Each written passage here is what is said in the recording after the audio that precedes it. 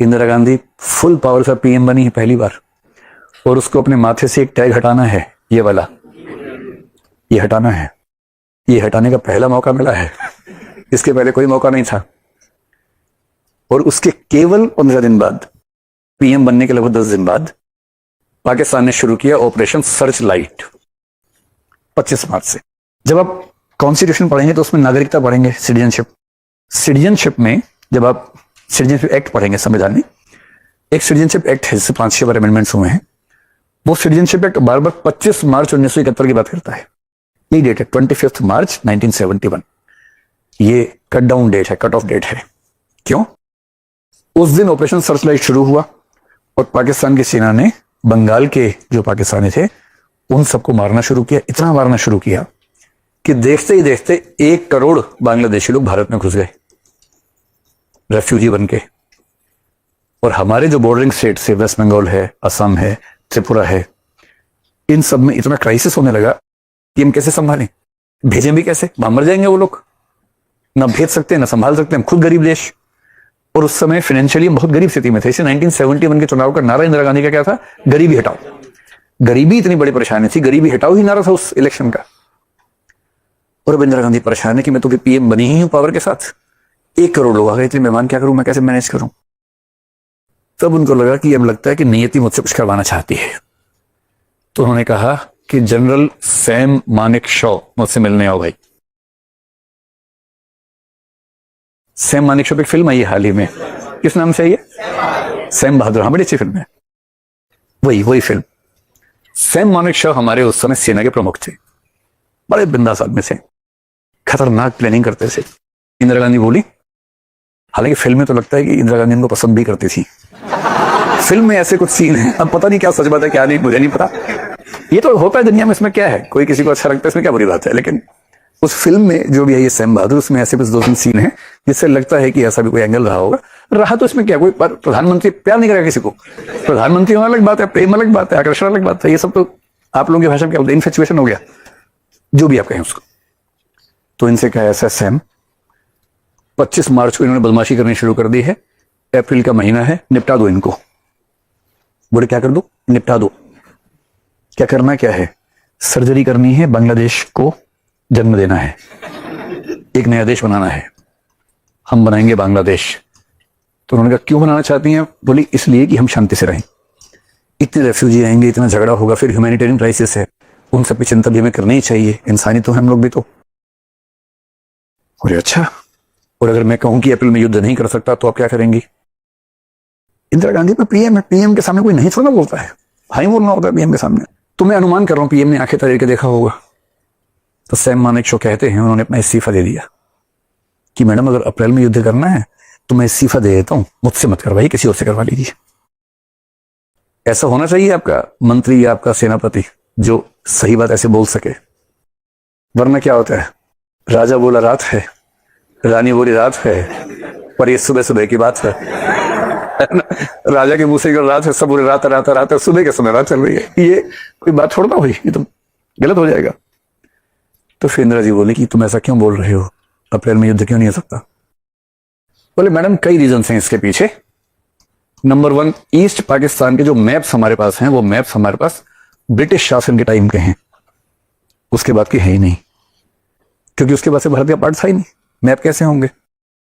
और आज से करीब 25-30 साल पहले के मैप के बेस पे अगर हम युद्ध में उतर जाएंगे तो हम कई ऐसी जगह फंसेंगे जहां हम बच नहीं पाएंगे। ये बात तो ठीक है।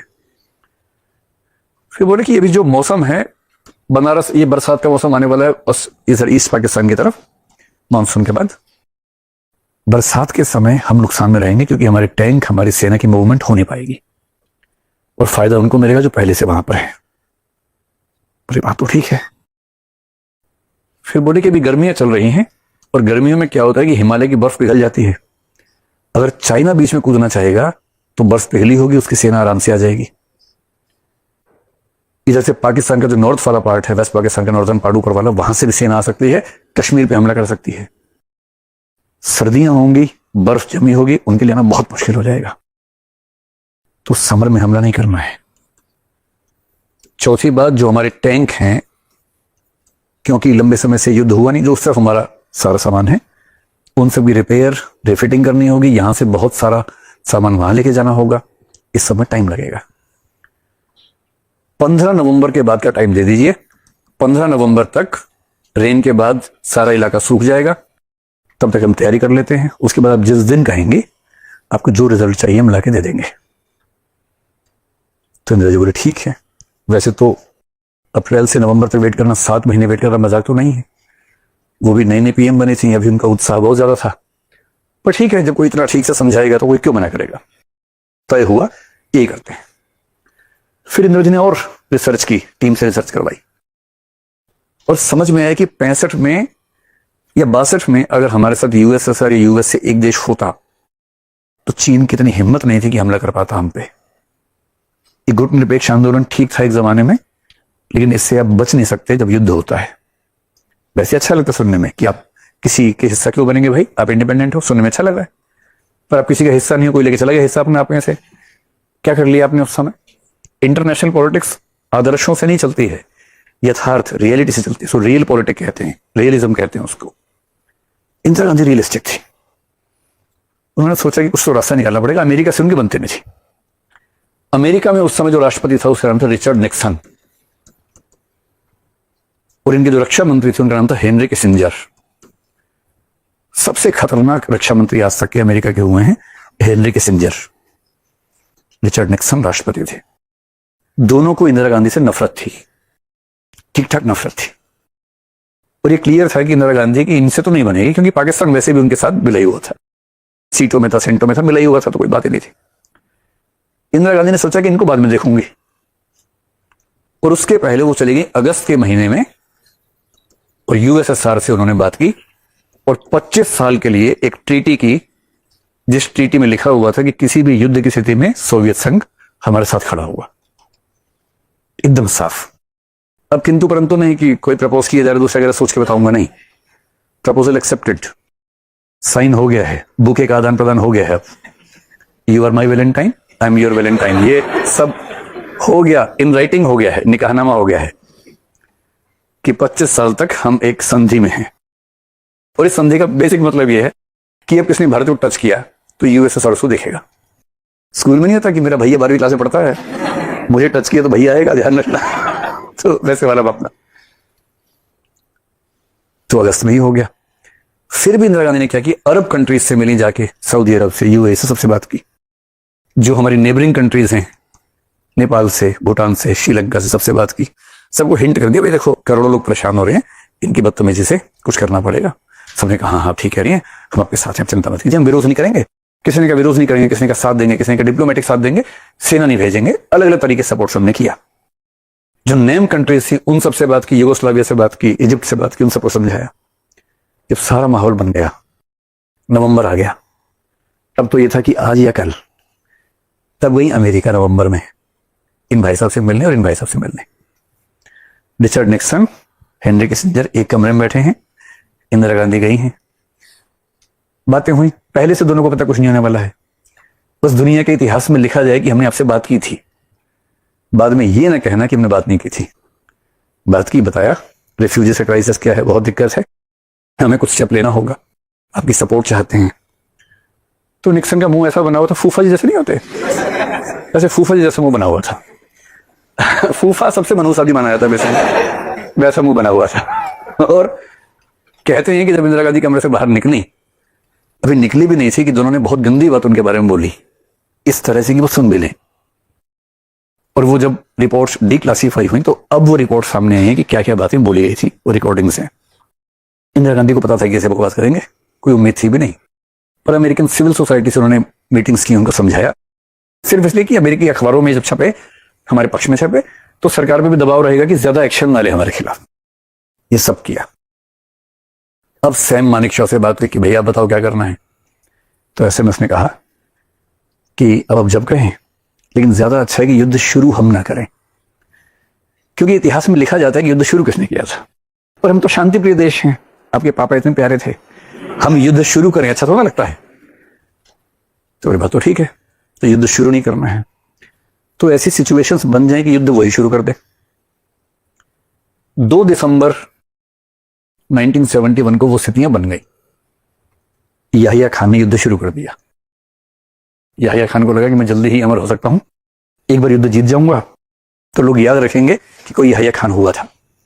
उसके 25 दिन बाद लोगों ने याद किया कि हाँ हुआ था, क्योंकि इतना ही टाइम मिला। उसके बाद 16 दिसंबर को युद्ध खत्म हुआ, 20 दिसंबर को इस्तीफा देकर भागना पड़ा उनको, 4 दिन मिले उसके बाद। क्यों युद्ध शुरू कर दिया? अगर आपने सुना हो तो 1967 में एक युद्ध हुआ था इजराइल और अरब कंट्रीज के बीच में। इजराइल के 3-4 युद्ध हुए अब तक, जिनमें 1967 का जो वॉर था सबसे इंपॉर्टेंट था। इजराइल अकेला बीच में रहते, 5-6 देश आसपास से मारते हैं उसको, वो सबको मारता है, ऐसे मारा ऐसे मारा ऐसे मारा, वो बड़ा उसका भी अजीब सा मामला है। 67 में जब उसको लग गया कि युद्ध होने वाला है, उसने वेट नहीं किया, प्री एम्प्टिव अटैक कर दिया कि मुझे पता है कि तुम कल युद्ध करने वाले हो, मैंने आज ही शुरू कर दिया। सरप्राइज दे दिया, धप्पा। तुम तोप निकाल रहे थे कल लेके जानी है, मैं लेके आ गया और वही मार दिया। और 6 दिन में सारा खेल खत्म कर दिया उसने। तो उस समय दुनिया भर में एक विचार चल रहा था कि जब युद्ध तय हो जाए तो प्री एम्प्टिव अटैक कर देना बेहतर होता है। तो जो पाकिस्तान इजराइल से नफरत करता है, इजराइल को आज तक उसने मान्यता ही नहीं दी है, उससे सीखा उसने कि युद्ध कैसे करना चाहिए। याहिया खान को लगा कि मैं भी धप्पा कर देता हूं, इनको पता भी नहीं चलेगा, अचानक प्लेन पहुंच जाएगी, धप्पा हो जाएगा, हार जाएंगे। और उत्साह बहुत था, उनकी प्लानिंग वैसी थी जैसे हम लोग करते हैं यूपीएससी में ना, कि बस प्रीलिम्स हो ही जाएगा, एसए में 170 नंबर आ ही जाएंगे, जीएस में 580 नंबर आ जाएंगे, इंटरव्यू में तो 215 से कम कैसे ही आएंगे। तो रैंक 1 लाने के लिए बस 40 नंबर कम करने हैं मुझे। रैंक 1 तो है ही, लेकिन रैंक 1 में भी इतना गैप अच्छा नहीं लगता है, तो 40 कम कर लूंगा तो रैंक 1 डिसेंट तरीके से आएगा। याहिया खान भी वैसी प्लानिंग कर रहे थे कि ऐसा करेंगे, नाश्ता जैसलमेर में कर लेंगे, लंच दिल्ली में कर लेंगे और इवनिंग टी आगरा में पी लेंगे। कुछ कुछ ऐसी बातें करते थे उस समय। खिसका हुआ आदमी ऐसी बात करता है। तो 2 दिसंबर को चढ़ाई कर दी भारत के ऊपर, इस उम्मीद में कि 67 जैसा कुछ दोहरा देंगे। दूसरा, उनको वो सब उम्मीद तो थी ही कि यूएसए हमारे साथ में है ही, चाइना हमारे साथ में है ही, और जब यूएसएसआर उनकी तरफ है तो ये और ज्यादा हमारे साथ में हो जाएंगे, तो ये मिलके मार देंगे, यूएसएसआर क्या कर लेगा। और यूएसए ने कहा था कि भैया युद्ध हुआ तो हम इंटरवीन करेंगे, ध्यान रखना, कहा था। इंदिरा गांधी को चिट्ठी आई, यूएसएसआर के रक्षा मंत्री ने कहा कि आपको चिट्ठी आई है निक्सन की, युद्ध से 1 दिन पहले की बात है। इंदिरा गांधी ने कहा कि मैं चिट्ठी का जवाब 15 दिन के बाद दूंगी। यूएसएसआर के रक्षा मंत्री बोले 15 दिन काफी है। उसके बाद जवाब दिया। तब तो चिट्ठियां होती थी ना, तब SMS ये तो होता था, चिट्ठी होती थी। 2 दिसंबर को उन्होंने गलती की, 3 दिसंबर से युद्ध शुरू हुआ। शुरू हुआ तो शुरू हो गया। मानेकशॉ थे हमारे पास, युद्ध तो सेनापति लड़ते हैं बेसिकली, मानेकशॉ जैसा शार्प आदमी हमारे पास था। 13 दिन में काम खत्म कर दिया। 15 दिसंबर को सब खत्म हो गया था, बस वो आत्मसमर्पण नहीं कर रहे थे। एक आखिरी मीटिंग कर रहे थे एक बहुत बड़े भवन में, जहां उनके सारे तोप बैठे हुए थे कि क्या करें समझ नहीं आ रहा है। तब तक उनके 93,000 सैनिक हमारे कंट्रोल में आ चुके थे, और उसमें हायर रैंक के लोग भी थे, लोअर भी थे। तो मैंने मानेकशॉ को पता लगा कि ढाका की इस बिल्डिंग में मीटिंग चल रही है कि आत्मसमर्पण करना है कि नहीं करना है। इंदिरा जी उनकी बात हुई, योजना बनी, उस बिल्डिंग पे हमला कर दिया, लेकिन मारा नहीं किसी को। बिल्डिंग के आसपास इतने बम बरसाए कि मरे नहीं कोई। जैसे बिल्डिंग बैठे, इधर बम इधर बम इधर बम, इतने बम मारे, और वो लोग सांस फूल के बोले अब नहीं रह पाएंगे, अब नहीं रह पाएंगे। और वहां से इस फैसले से निकले कि कल ही कर देते हैं आत्मसमर्पण। तो 16 दिसंबर को पाकिस्तान ने कर दिया आत्मसमर्पण। फिर 17 को इंदिरा जी ने चिट्ठी का जवाब दिया कि received your letter, I hope you are good, I am good, I hope the same for you, it's been a long time talking to you, when are you coming next to India, India is waiting to meet you to respect you. कुछ भी जो क्या हुआ। तो 16 दिसंबर को हुआ, बधाई हो, बांग्लादेश हुआ है। कितनी बड़ी बात है। सर्जिकल स्ट्राइक तो ये होती है, सर्जरी हुई और देखिए हुआ, बच्चा हुआ। तो 16 दिसंबर का दिन बांग्लादेश की आजादी का दिन हो गया 71 में। अब आजकल सोशल मीडिया पे एक और चल रहा है, कांग्रेस वाले बोल रहे इंदिरा जी होती पीओ के ले आती, तुम ला नहीं पाए। फिर बीजेपी वाले चिढ़ जाते, बोलते हैं इतना ही दम था तो 93,000 सैनिक थे, पीओ के क्यों नहीं लिया उस समय, क्यों दे किया कि सैनिक उनके भाई। इसका जवाब इसके बाद है। ये युद्ध हमने कैसे जीता, अगर आप बहुत सिंपल सी बात समझें। यूएसए ने भेज दी अपनी नौसेना बंगाल की खाड़ी में, उसको 7th फ्लीट कहते हैं, उनके कुछ जहाज, बहुत सारे हथियार, न्यूक्लियर वेपन्स की क्षमता रखने वाले हथियार भेज दिए बंगाल की खाड़ी में, इस भाव से कि हम हमला कर सकते हैं।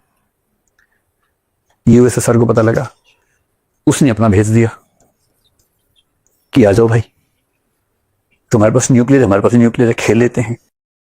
क्यूबा में खेलते खेलते रह गए थे, यहां खेल लेते हैं। वियतनाम में भी चूक गए थे, नॉर्थ कोरिया साउथ कोरिया में भी चूक गए थे, यहां खेल लेते हैं, खेलने का मन है तो।